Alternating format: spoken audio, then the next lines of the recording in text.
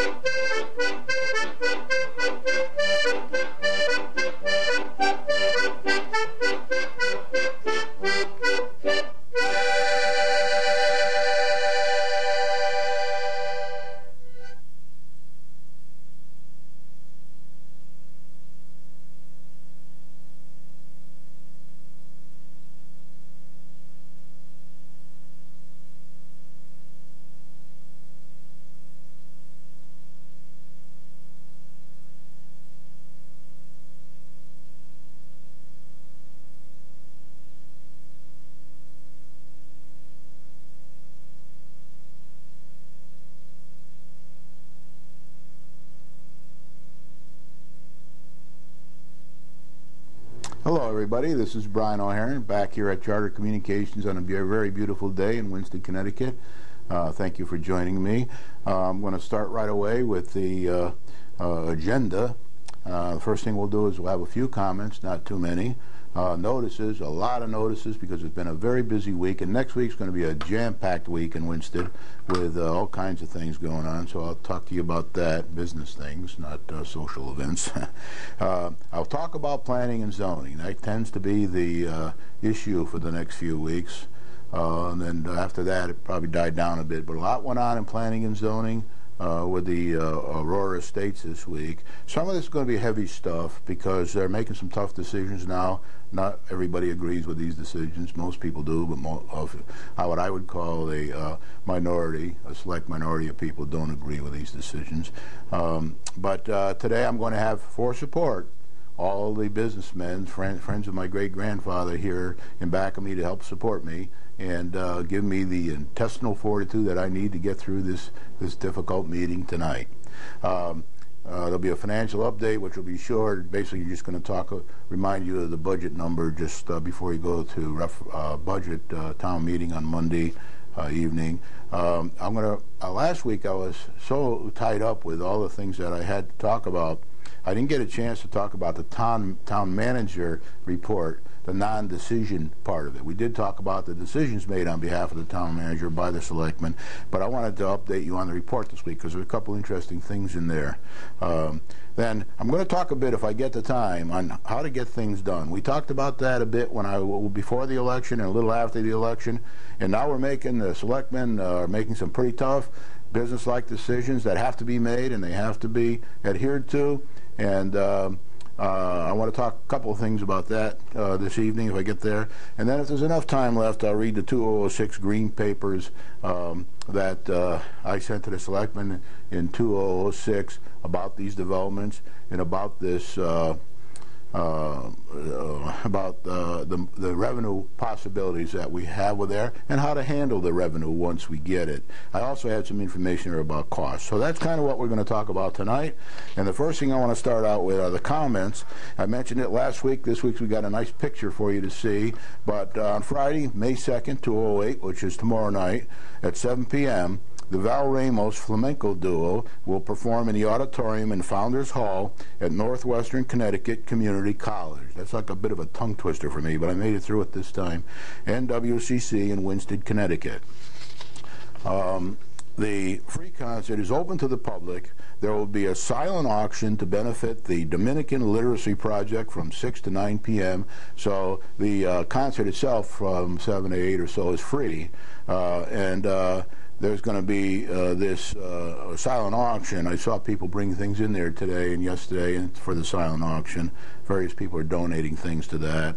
And then an ethnic food sale will be there. I guess ethnic must mean something to do with the Andalusian flamenco, or at least Spanish. Now, when I was young, and I used to live in Europe, the beginning of my long stay in Europe, I used to go to Madrid all the time, and I always had jet lag, and I always ate too much of their food, so I'd be up pretty late at night, and what I would do is head to the gypsy bars and listen to the Andalusian flamenco music and watch the beautiful flamenco dancers. It's something I really love, flamenco music. Difficult to play on the guitar, but these kids start when they're very, very young, and they're surrounded by other people who play the music over there, and really, really excellent stuff. So if you have time, go down there. I found out today it holds about 125 people in that auditorium, and then you can touch on this. Val Ramos and his brother, Jose R. Ramos, will perform original and traditional flamenco guitar music and song, as well as flamenco pop tunes in various groups. I'm not so sure I'm into the pop tunes, but I'll let you know next week if I liked it or not. But last year I went and they did the traditional stuff, and I'm really into that. Have been since I was a kid, so I like it. Now, as far as notices are concerned, the annual town budget meeting is scheduled, as I've been telling you all along, is scheduled for Monday, May 5th, 2008, at 7 p.m. in the Gilbert School Auditorium. Everyone is welcome. It gets a little raucous sometimes there, and you know, people start making a lot of comments. So if you're going to bring young children, you should either have to put some cotton in their ears or warn them. But be careful. I do see children there from time to time. I know Dave LaPointe brings his daughters there sometimes, and other people do. I think they'll get through it all right, but I'm just warning you that it could get pretty rough there. The budget can be decreased at this meeting, but not increased at this meeting. I do ask people, if you do go, try to be as polite and businesslike, gentlemanly, and womanly as possible. The proposed budget will be presented and discussed. The selectmen will be there, and your budget will be presented. Anybody can ask any questions, and then perhaps some voting will be done there, and perhaps not, but if they want to change the budget. Attorney Judith Dixon, who's a Republican, will moderate the meeting. And I did ask people, does Judith Dixon know Robert's Rules of Order? Because I've been in some of those meetings where the moderators didn't know Robert's Rules of Order, and we spent a lot of time talking about it and arguing about it. But I'm told she does know Robert's Rules of Order, so that'll be a benefit for us. Most people who go to these meetings do not know Robert's Rules of Order, including myself. The referendum will be scheduled during the annual town budget meeting, and will be held, get this up here, and will be held after proper notification and preparation is given to the public. As I told you before, we have to put it in the newspaper. We got to let everybody know. We got to pass out copies of things, and then we will have the vote. So let's say it might be about within 30 days or so of the town meeting. There is discussion in the Charter Revision Commission about trying to shorten these time frames so we can get through more repetitions quickly when we get like 7 referendums. You know, we can't wait a month for each of the ones, or we'll never get anywhere. So, regular public meeting of the Board of Selectmen will be held in the Gilbert School Auditorium at 6 p.m. So if you get there at 6 p.m., you can attend the Selectmen meeting that they're going to have right there. They always do, right in the auditorium, and then they adjourn to the at 7 o'clock. They have the annual town budget meeting. Applications for the elderly and disabled tax exemption submissions continue to be accepted until May 15th, 2008. I'll keep reminding you until then, and then I'll take this off the program. Applications are available from the assessor's office in the town hall, and you can pick them up down there if you want to. Now, there's plenty in the papers nowadays and on television about all this, explaining it to people, because you know it's the season now for it, we need to get it behind us. Okay, the Charter Revision Commission which I'm a member of. We're not going to talk about that tonight, but the Charter Revision meeting was held on Wednesday, April 23rd, 208 in the P. Francis Hicks room of the Town Hall. That's the main room of the Town Hall where they hold these kind of meetings. Nobody was there but one visitor and the commissioners. Actually, I overslept a little. I didn't get up in time, but I got there about 20 minutes late, and I did attend most of the meeting.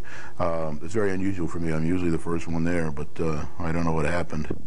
But anyway, a motion was made to begin to prepare a draft after these many months, draft mayoral form of government charter for submission to the selectmen, who in turn may or may not submit it to the voters for a decision. The motion carried unanimously, 5-0. I'm not going to dwell on it here, but if you want to know more about what happened at that meeting and the previous meetings, please see the meeting minutes available in the town clerk's office for details. I don't think they post them all on the internet, but you can get them out of the town clerk's office, and there's a lot of detail in some of these minutes, and there's a little less in others. So you can, or you can talk to anybody on the commission, and they probably can brief you on all the information that's public. The newspapers don't tend to show up to these meetings for one reason or another. Once in a while they're there, but not very often. Meetings during May and June for the Charter Revision, as I said in previous programs, will be on the second Tuesday and the fourth Wednesday of each month, barring any change for one reason or another. Now I'm going to move into planning and zoning, so we can switch the background picture to I need help here from the town founders, so if you can show that, I'd appreciate it.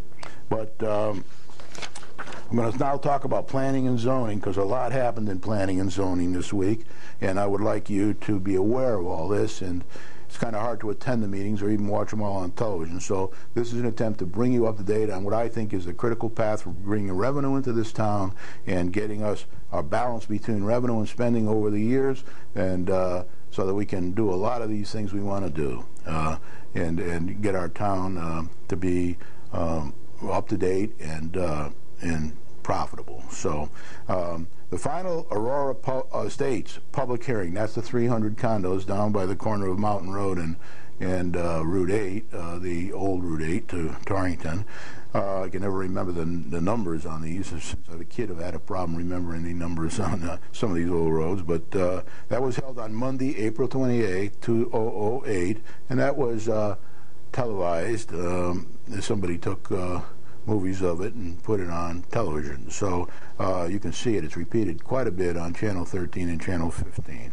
The Planning and Zoning Commission now, by law, has 60 days from April 28th, that's a few days back, but 60 days from 3 days ago, to deliberate and make a decision, or by law, if they don't make the decision in that time frame, the decision will be in favor of the developer. And this is, by the way, just a rough idea. I'm not a lawyer, and I'm not going to go into all the technicalities here. But these time frames are imposed by the rules, so they have to stick to them. So my guess is there will be a decision within that 60 days from the 28th. The Commission must consider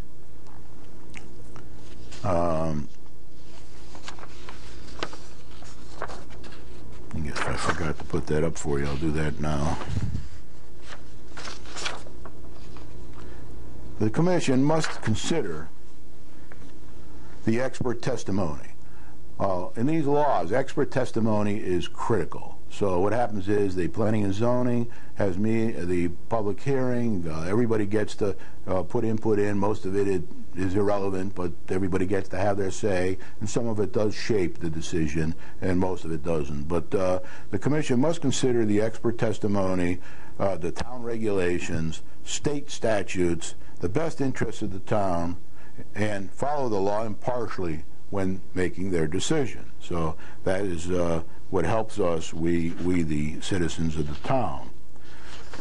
There is a good possibility. Nothing's definite here when you get involved with the law and when you get involved with these planning boards, because nobody knows enough about it. You know, the lawyers are involved on both sides, and experts, engineers on both sides, and various shades. Some have expertise in one thing, and others have expertise. You know, for example, they have a traffic expert, and they have a wetlands expert, and they have a architect expert, and there's all kinds of experts that get involved in this and give testimony at these meetings. They go along, and it's all recorded, and it's all in the public record. So if anybody's interested in it, they can go down and listen to any of the discs that have been taken, and they can look at all the literature that's been handed in, plans and all that, backup material. It's all in the Planning and Zoning Office. It's probably a year's work for anybody to do that, and it's probably an impossibility for somebody in certain places if you don't have the expertise. But it is there.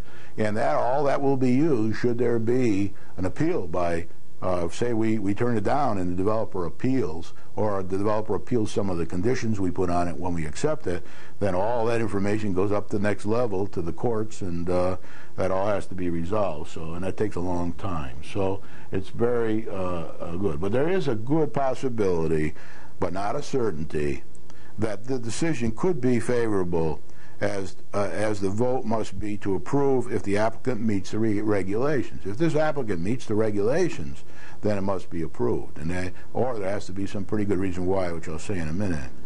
In this case, though, the developer has applied for an increase in density. The normal density in that area, according to our regulations, is 1 home per acre. The developer had, and part of the reason we have these long public hearings is because he's asked for an exception. Normally, when I go in for decisions from these people, I try to stay within the rules, so I don't have the exception and pay a lot of money for lawyers and engineers and all that kind of thing. Still very expensive, but less so if you follow all the regulations. But in this case, the developer has applied for an increase in density from 1 unit per acre to much less than the maximum of 6 units per acre. He's asked for 2.3 units per acre. And there is, in the regulations, it does allow him to ask for an exception. It's called a special permit. I'm pretty sure it's a special permit. And but we have a maximum of 6 units per acre. So even under the special permit, if he asked for 7, he probably wouldn't get it. But under 6, then it becomes iffy. And the closer it gets to 1, the less iffy it gets, especially if all the other conditions are met, and especially if the Planning and Zoning Board agrees that this is a reasonable project for our town. Now, I must say that they do have this whole special permit approach. So, you know, there are people who do get approved over 1 per acre. It was pointed out by the developer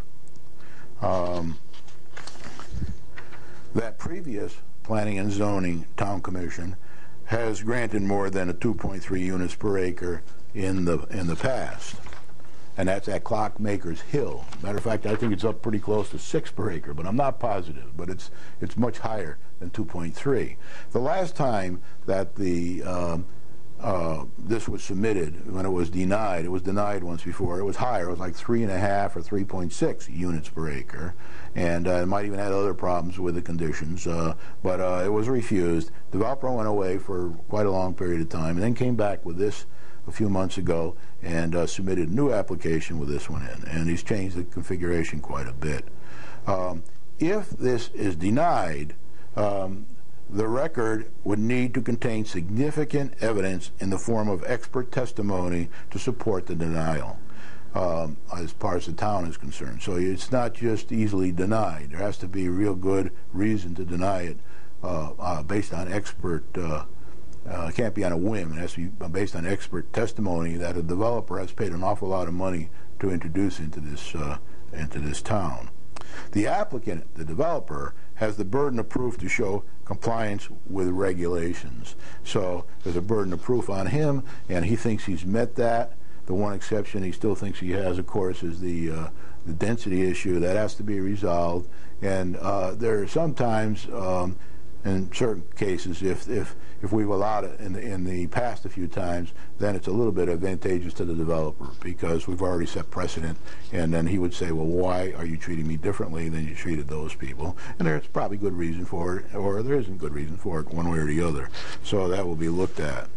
The inland wetlands has recently unanimously approved, just a couple weeks ago, I think maybe last week, I lose track of weeks, but inland wetlands has recently unanimously approved this Aurora Estates application, same one here that's in planning and zoning now for a decision in the next 60 days, with conditions. You know, all these things have conditions on them of some sort, and a lot of them are standard conditions they put on all these applications when they're approved, and some of them are special just to that particular application.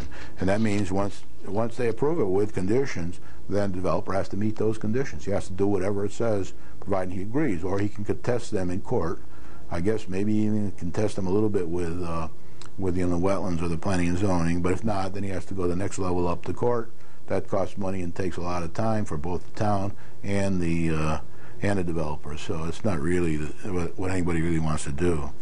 This application, this present one, will not have to go to the Army Corps of Engineers and DEP, the Department of Environmental Protection, for approval like the other one did with the 456 houses, because it doesn't have a golf course and it's not as big a piece of property.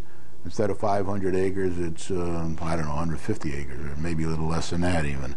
And instead of 466 houses or 56 houses, it's 456, I think, condos, and a golf course, it's more like 300 condos here. Now, I did point out to you last week that the developer has offered an option with no children in this, and he's offered to give $150,000 to the town to use for, as they see fit, for playing fields and anywhere in town, and he's offered to give $150,000 for towards a new firehouse or renovations to an old firehouse or whatever they want to do with it anywhere in town.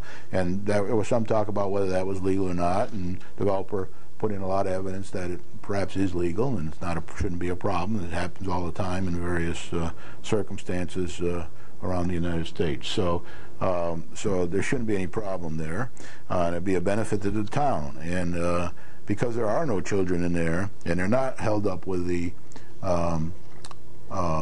if they approve it with no children, and they have options. They could have some children in if they want to, but they don't have to go to the Army Corps of Engineers or state DEP. They do have to go to Connecticut because of the state roads and things like that, but they probably could get started quicker, get into the ground quicker, and they still have to resolve the sewer pipe up into that area, which is the POCD changes we need, and then maybe they could get going a little bit earlier, and we get some revenue flowing in earlier than we had predicted before, because we thought this was going to have children in it, and it was one of the arguments that some people didn't want to do it first because it would load the schools. If it would load the schools, I'm not even sure it would do that. Inland Wetlands has approved that this application will not have to go to the Army Corps of Engineers and the DEP for approval, as I say here, as the other development did.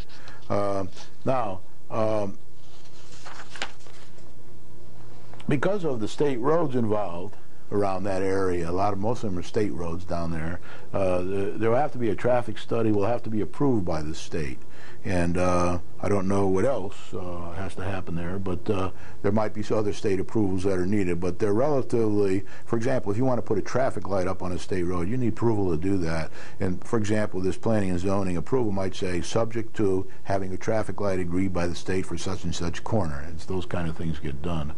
A planning and zoning plan of conservation and development, POCD short planning discussion was also held on the same night. By the way, the public hearing for the Aurora Estates is now closed. It was closed the other night, and there will be no more public comment in the future meetings between now and the decision.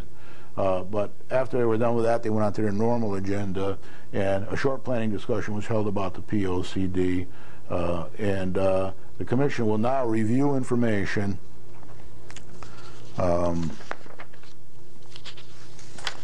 supplied by about three, say 5 or so. I can't remember if it was 5 or 6, but about 5 or 6 people put in some not bids, but some approaches and information for how they would approach changing the POCD. Their responses from vendors in an effort to choose. They'll be reviewing these responses in an effort to choose one to help them to evolve the plan according to available priorities and funds. So we have available priorities, and these priorities change from 6 months to 6 months when people come to town and say, I want to do this in your town. For example, if we do put in the slaughterhouse here in one of the industrial parks, we probably need a POCD change for that. And if we do put the rest homes in up in town, then we might need some POCD changes for that. Depends on what the zoning is in the area where it goes. So they have to look at the priorities, and they change from time to time, and they have to look at what funds are available. Now, as far as funds are concerned right now, and these are rounded a bit, there might be some loose change in there as well, but there's about $15,000 available for commitment by the end of June or sooner. As long as we make a commitment to one of these vendors by the end of June to do some work, then they can spend this year's money, and that's appropriated for that. So it's $15,000, which the selectmen made available 2 or 3 months ago in one of the selectmen meetings, so they could get on with changes and evolution to the POCD. There will be an additional $15,000 or so available in the proposed 208-209 budget, which we're talking about on Monday night, if further cuts are not made. So let's say the budget gets turned down on Monday night and they have to go back and cut out a bunch of money, well, then this might be in jeopardy. I don't think it will be, but you never know. They're going to have some tough decisions to make if this budget doesn't pass on Monday night throughout the town, schools and towns. So it's a very important budget meeting. And then, of course, it will go to referendum. The passing doesn't actually happen until referendum. So we're about a month away from knowing whether this $15,000 will be there for sure or not. There's a possibility of about $25,000 more dollars from a grant from the state if awarded. So they're going to be applying for some grants. There is some money there. Other towns and cities in Connecticut are in contention for that money, but we're hoping we can get about $25,000 of that. So if we do get that $25,000 plus the $30,000 we have ourselves, then this could amount to about $55,000, which should be enough to begin to evolve the plan, enough to adopt it to the state's satisfaction so we can get that sewer run up to these projects. So that's the way it's looking now. And my own view is, although they wanted to do a revolutionary approach to the plan, which I've always been against, an evolutionary approach is probably inevitable because we don't have the money or the time to do the revolutionary approach. And my own view is that revolutionary approaches don't work because when you get a quarter of the way down, then guess what? Some new thing pops up that changes your whole approach, and you have to go through what we call change control. That might happen many times over 1.5 to 2 years. So this thing will end up, one way or another, being evolutionary. I can almost guarantee you on that. So we'll have the money, and maybe we can get it done to the state's satisfaction. Another special meeting will be held on May 5th, 2008 at 7 p.m. in the P. Francis Hicks room at the Town Hall. So that's on the same night, unfortunately, as the budget town meeting. The Aurora State's deliberations will continue into that 60 days. They have to make their decision. I mean, technically, they probably could make a decision on Monday night. Inland Wetlands has already made their decision, so that's not on the critical path. I don't know if they will or they won't, but it's kind of unlikely, I would think, that they will have a decision on Monday, but they could have one. Also, they're going to discuss on Monday on the special meeting this decision. The selectmen have asked them to waive a duplicate charge that was made. When they first put in their first application, they paid, say, $24,000 or $25,000, and then when they put in this second one after they were denied, they were never really billed the other $24,000 or $25,000, but theoretically they should pay it, maybe or maybe not. But the selectmen said they wanted the Planning and Zoning group to consider waiving that second fee because they already paid it once, and we do have a history of waiving these kind of fees in the past. So they will deliberate on that on May 5th, and they'll make a decision. Maybe not on May 5th, but sooner or later they'll have a decision of whether to waive that fee or not. That was recommended by the Board of Selectmen. And then the POCD progress will be further discussed among the people at the meeting on the 5th. There are other things on the agenda too, like other people in town who want plans reviewed. So I don't know exactly where these will fit on the agenda, but if you check with Town Hall on Friday or Monday, you'll probably get a copy of the agenda if you're interested in this. But remember, the public hearing is closed, so there will be no public comment at that meeting. The next regular meeting of Planning and Zoning will be held on Monday, May 12th, 2008. And then again, if necessary, they'll deliberate more on this Aurora Estates and other things, and if necessary, on the waiving of the fee and on the POCD. They'll make more progress on that. I think the POCD will be on their agenda for a long time to come, so they'll be dealing with those issues. The selectmen have also scheduled a tentative public hearing as required by charter for the Planning and Zoning chairman to plead his case. Should he desire, if he desires to plead. Some people don't desire the public hearing, and some people do. I saw a letter to the editor from the Planning and Zoning chairman's wife, which said that he probably would want a public hearing, and that'll be unless something comes up and it gets changed. I think he could probably get it changed if he wanted to, but tentatively it's scheduled for 7 p.m. on Wednesday, May 7th in the P. Francis Hicks Room in Town Hall. Whether it'll be televised or not, I do not know. If it's not televised by Channel 13, Charter Communications, then it'll probably be televised by private people, and they'll show it on Channel 13 or 15 when they can get some time. Channel 13 and 15 do allow people. I did tape some things down in Torrington, some meetings, and someday I want to show them on this channel, and they will let me do that under certain conditions. Okay.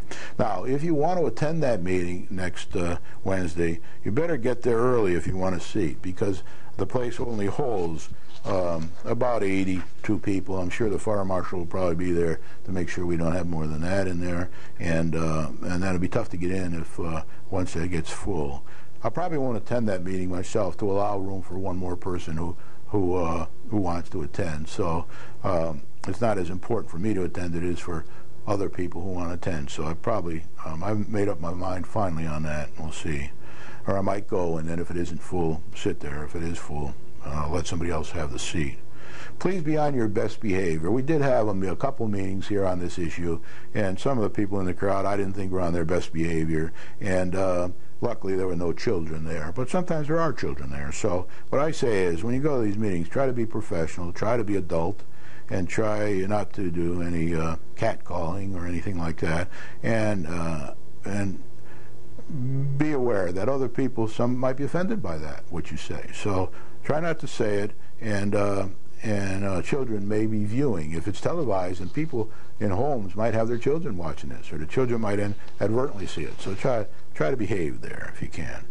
All right, now I want to talk a bit about the 2008-2009 budget, just a little bit, because that's the annual town budget meetings on Monday. There's nothing new here, but 2008-2009 budget is planned for $32 million as it stands now, $650,067. The last year's budget, 2007-2008, the year we're in now, was $31,982,334 for a difference of $667,733, or a 2.09% change. The amount needed from taxes, though, as I've been saying all along, is more than that, because we don't have as much revenue from the past, and some things have been done in the budget, move things around. So what we need from taxes is, in 2008-2009, is the next year's budget is $21,211,372. And in this year's budget, 2007-2008, it's $19,801,096. So that's a difference of quite a bit, 1.77. Well, it's a difference of 1,410,096, and when you divide by the 823,500 that a mill is worth, you get 1.77% are 1.77 mils. And 1.77 mils is equal to, I've got on this one here, 7.10%. Right here, if you can't see it there, I don't know, sometimes it get cut off. 7.1%. So that's the budget. Now remember, about 2 mils, about 2%, maybe even 3%. About 3% of this is for work that was done in the past. The 206 bond issue, we're getting hit with this year, part of that, not all of it, but part of it. And then not that the work was done in the past for the OCR, but the problems were incurred in the past. We didn't fix them when we were supposed to. So this includes those OCR complaints as well. Now I do want to do the quick breakdown for you that I've been doing so you can see that. Of this budget, capital is about 17%. That's mostly the OCR changes we need for the Pearson School. The debt for the town, which we got incurred mostly from the 206 bond issue, which we voted for in a referendum, is 23% or so. So you're looking right there of the increase. You got 40% here. So that's why this thing looks so big this year. Now, when you talk about, then you got that's mostly inflation for the town is 26%, mostly inflation. That's salaries going up, the insurance is going up 19% across the board, and utilities going up, all that kind of stuff. So that's inflation. And then we have some debt where we gained a little, 2% on, because we're paying less on the school debt this year than we did last year. And I think it either finishes this year or next year, but we're almost done with that 20-year school debt that was there. And then the Board of Education is 36% of the budget. So that all adds up to 100%.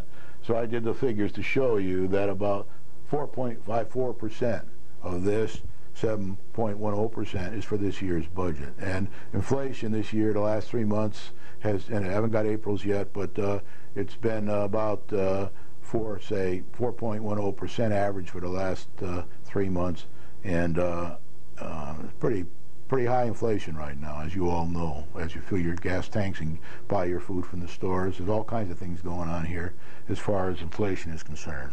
Okay, now I'm just going to touch on quickly on the town manager's report. Last week I didn't get to this, but I want to go through it quickly. $240,000 for drainage around the lake from the year 2000 grant of some sort. So they're now going to be doing this drainage around the lake, and it's the DEP is reviewing the plans now. That was announced by the town manager at the last meeting. $68,000 for water lines on Vons Lane from the, I guess, the same 2000 bond package there. It was there. I don't know all the details on that, but if you want to know, you contact the town manager and he'll tell you more about the details. But the bottom line is that there's been some lines on Vons Lane, water lines that are 50 years old, made of plastic or something, that need to be changed and upgraded. So the plans are done for that, and they're I don't know who's looking at them or what they're doing, but there's things happening there. The town manager did talk to the Litchfield Insurance Company, because they're in discussions with them because of all the contract negotiations that are going on now, and all the insurance issues that we have to deal with as far as buying insurance and all. So he's in deliberations with them about what things are going to cost and what our options we can have, and then he has to also deal with the town employees and all that. So East End Park is progressing. If you drive down there, the steep grant money is there, so they're now got all kinds of work going on. I saw them cutting some limbs off trees today, and they're digging up sidewalks, and there's a lot of work going down there in that park. So we're happy with that. Phase 2 of Main Street isn't quite as happy a story. That enhancement, for some reason or another, the town manager announced that the beginning, which we thought was going to be in 2008, until 2010, so 2-year delay.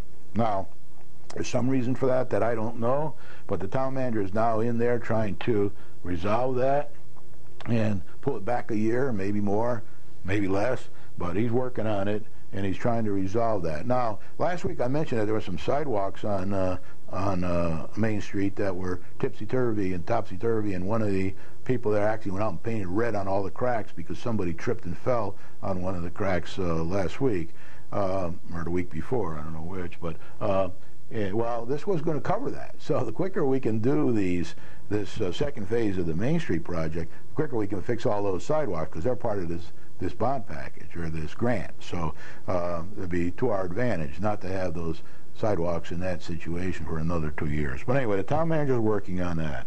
The other thing he pointed out in his at the meeting was that the Barkhamsted may now have renewed interest in using our sewer plant.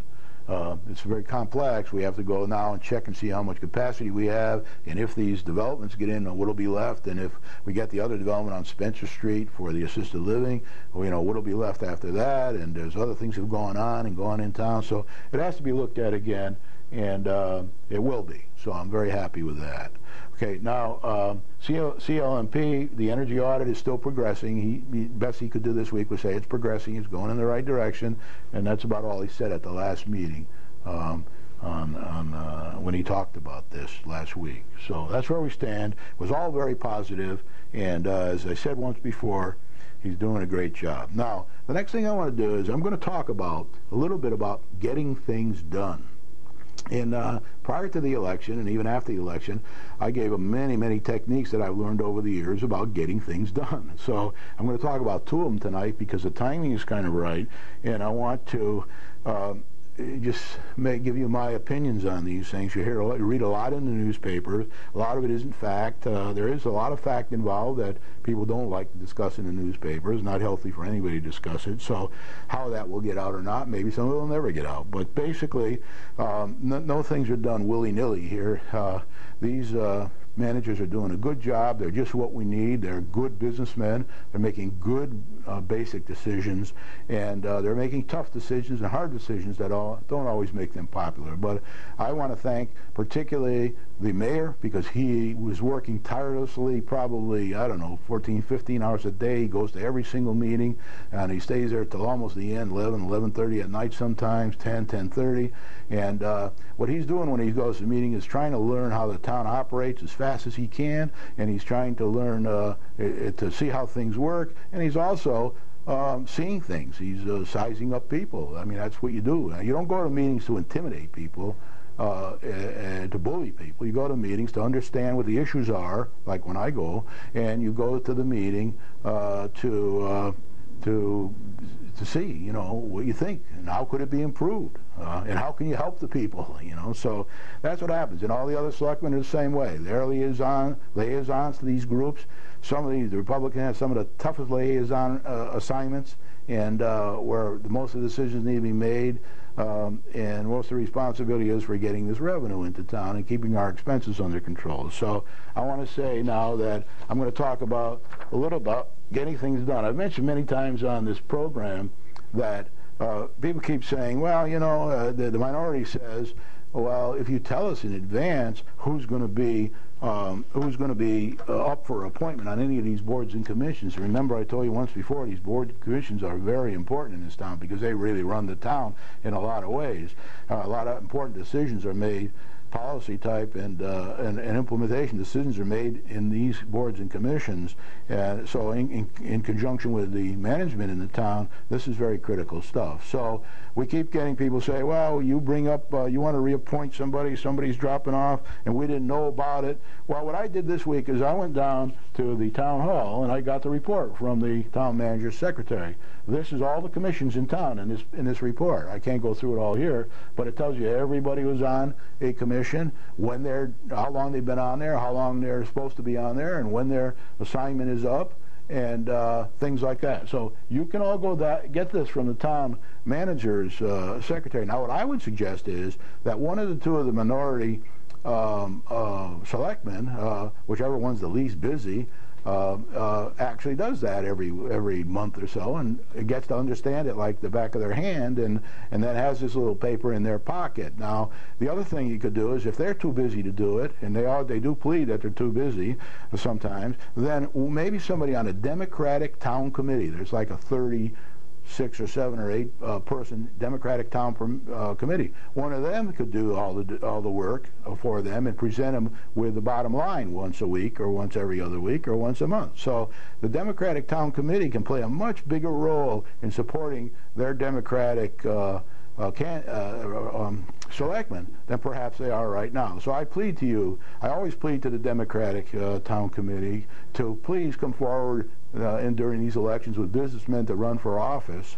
I want you to know that I support businessmen from any party as long as they're businessmen and they're competent and they can communicate with the other people. I still think a lot of our communication problems here between the two, the minority and the majority, are totally different backgrounds, totally different understanding of how to do things. And I did say before the election that if you had all businessmen, they would communicate better. If you didn't have them all, it would be very difficult, and if at all, to communicate. And that's proven to be the case. So they look at it totally differently. So that's what I would do, Town Committee. If you can, help these selectmen. Go and get this information.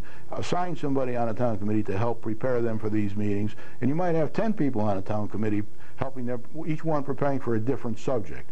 Somebody else can make sure that when the emergency letters go out to people about meetings, that they actually receive them. Okay, so for example, if I had the problem going to the moon project, I would say, okay, send it to Joe. Joe will get it. He's always home, and he'll hand carry it to the select person right away, you know, like a carrier pigeon. So that's what I would suggest there. So remember, part of my program, reason for being on this program is to help improve the situation and show how techniques are used elsewhere in the world and in industry to solve these very same problems that we have here.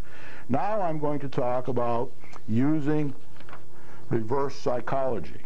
We talked about this in the past.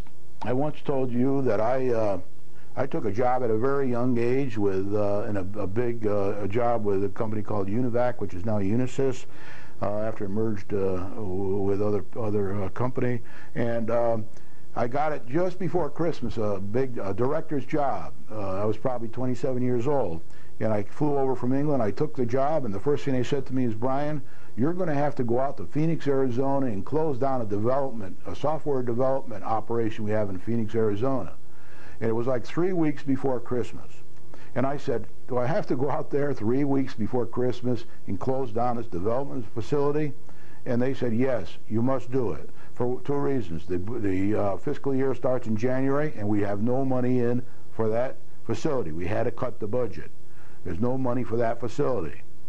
I didn't know that when I was being interviewed, but I found out when I got there. And then they said to me, Brian, it would be better to do it now before Christmas, before people spend all the money on Christmas presents and traveling around the country to see their relatives and everything. Let them know now that we're going to be closing the facility at the end of December. And I went out there and literally had tears in my eyes when I had to go in, call in the people. It's one of the first times I had to do something that bad. Now, as a troubleshooter, I've done a lot of this in my life, all over the world, with all kinds of nationalities, a lot of disciplining and a lot of turning things around. So this is what I learned. I'm going to pass it on to you tonight. Once again, I've already talked about this in the past, but I'm going to talk again because it's kind of relevant right now, and that it is always hard. I'm going to turn to the right page here. It is always hard to remove or discipline someone in an important, trusted position for one reason or another. Nobody likes to do it. I've always said here on this program that saying no is what a manager has to do a lot, just like a parent has to say no a lot. A manager is against the laws of human nature. Most people like to say yes. Often, managers in difficult situations have to say no. Nobody likes to discipline or let people go. That's something nobody likes to do. So don't fool yourself. There's not any crazy men out there that say, I can't wait to let somebody go today. That doesn't happen. It takes a lot of intestinal fortitude, a lot of thought, and a lot of evidence. I've learned from personal experience that to make the matter simpler and more palatable for all concerned, you must use what I call reverse psychology. I learned this from a manager or two along the way who taught me this, and I've used it throughout the world many, many, many times. So you must use reverse psychology when dealing with personnel issues and matters. Instead of thinking too much about the problems for the person that must be disciplined, And by the way, we do think about the person that needs to be disciplined. We try to do it as best as we can, and we try to make it as comfortable as possible. It's a tough situation, but so instead of thinking too much about the person that has to be disciplined or let go, you must think of the problems presented for the numbers of people that are being held back because of the problems presented by the person that you are disciplining or letting go. So what you want to do is you want to say, look, if we don't do this, discipline this person, or let this person go onto another job, not necessarily, and even do other things within the organization and within the town, that person doesn't lose all their rights when that happens, then we got to think about all the other people that are affected. For example, if we don't get this revenue in soon, we got a 7.10% tax increase likely here. Probable, and we're not going to get done anywhere near. I think I read in the paper where the superintendent of schools says she's going to get like 4.5% this year if this budget passes, and she says we can skimp by on that. Okay, I don't think she used the word skimp, but it was basically that kind of thing. So here's 4.5% increase, and they consider that skimping by. And some people, most people in town, if they got a 4.5% raise, as Dave LaPointe and Mr. Pozo always say, would be tickle pink. So they're not going to be that lucky. And then when you have to add, a lot of people also have the revaluation extra tax too, and some of them are quite substantial. It's a pretty big burden. So you have to think about all the people in the town. So it's very important that you use this reverse psychology and say, we must do this for all the good of everybody in the town and everybody else. Now that doesn't include all people. There is a minority of people that wouldn't like to see this happen under any circumstances. But the selectmen feel that these things need to happen. There's going to be a lot more tough decisions here in the next year. This is not the only one. There's been quite a few already, and there's going to be quite a few more, especially if we have to cut this budget. So we have to think of these people being held back. And we have to make sure that we continue on and we act responsibly, professionally, and strong, and that we do realize that a lot of people won't be happy with these decisions, but businessmen have to make these decisions, and sometimes they go home and wish they didn't even have the job, and they wish they didn't get elected and all, but then they have to, guess what? The next day they have a bigger problem to face. And right now they've got the budget to face on Monday. They've got other big problems next week. They're still waiting to see what happens here with the development. They're trying to get the revenue into town. They're trying to get development started across the street from the city hall. There's a big movement going on there. And they're considering what we have to do with the industrial parks and how we're going to get the grades up in the schools so we can attract people for the industrial parks. There's a lot of big decisions going, and there is no time for them to be squabbling. So they're going to be moving on. And when you don't hear too much comment from them, that's because they got a lot of other things to do and other issues. And this issue is kind of behind them in a way. We still have to go through the public hearing, and we still have to do things according to the law, but they have other things to get on with as well. I've found that through experience that in the end, and this goes for my own life as well, in the end, the person that you are letting go or disciplining will inevitably improve and can be used elsewhere and very beneficially, or find more satisfying and rewarding work and will be happier in life. So once you get through this period where people are unhappy and people are complaining and writing petitions and having public hearings, once you get through all that, then you get on with life, the other people get on with life, and in the end, everybody's happier. Now, I look back on my career, and I've had some bumpy times in my career. The last 4 companies I worked for, where I had contracts with them, but they were taken over by other companies. And when people came in and said, Brian, we want to do things a little differently than you're doing them, I would say, okay, if that's the way you want to do it. There's no sense in me staying here because I don't want to work for people who don't want me and who won't support me, so I'll move on. And when I look back now, I say to my wife, every time I moved on, I did better. I enjoyed the new job more. I met more people. I had more experiences. So I was perhaps one of the lucky ones, but I think a lot of it was because of my attitude, because I wanted to succeed. I wanted to see other ways of doing things, and I didn't want to look back too much. I wanted to look forward. So the end, the person that you are letting go and disciplining will probably be better off in the long run. It'll be a little tough in the beginning. And I do understand when people want to support somebody that they worked on a commission with for many years, that's good, and they should, and they do respect each other, but change must happen. And often when I had to change, I'd go out with all the people that reported to me. We'd have a drink and a dinner. They'd give me presents. We'd say goodbye, and then they'd go back and work with a new guy, and they all got along all right in the long run. Some of them didn't like it, so they left. But that's how life goes, and that's how it is. So that's the lesson I kind of want to pass on from my own experience. And we're going to have a lot of these issues around this town over the next 5 years, I can tell you, until revenue starts coming in. Now, we can't say to people, we want to elect you to do a job, and then every time they make a decision, question that decision. And write letters to the newspapers that aren't always factual and all that kind of thing. Now, it's the American way to do a certain amount of that, so I'm not saying don't do it. I think you need to do it, but don't expect much from it, because the businessmen are going to move on. And in a couple of years, we'll find out whether or not people support them or not. And to be honest with you, I've had a lot of good things about what's going on here. We're already seeing a lot of the good things that the interim town manager did. We just a newspaper article today about how he helped the people get some housing down there in the center of town. He helped grease the skids for them. That's in the newspaper today. We already know that Keith Robbins is doing some good. He's uncovered this whole problem with the Friends of Main Street being 2 years late. He's been there trying to manage that back. So there's a lot of things happening here that you're not always aware of, and they won't even tell you about, because that's day-to-day business and it's going on. So I want you to say, let's have some faith here. Let's get on with it. Go ahead and protest. Not a big argument.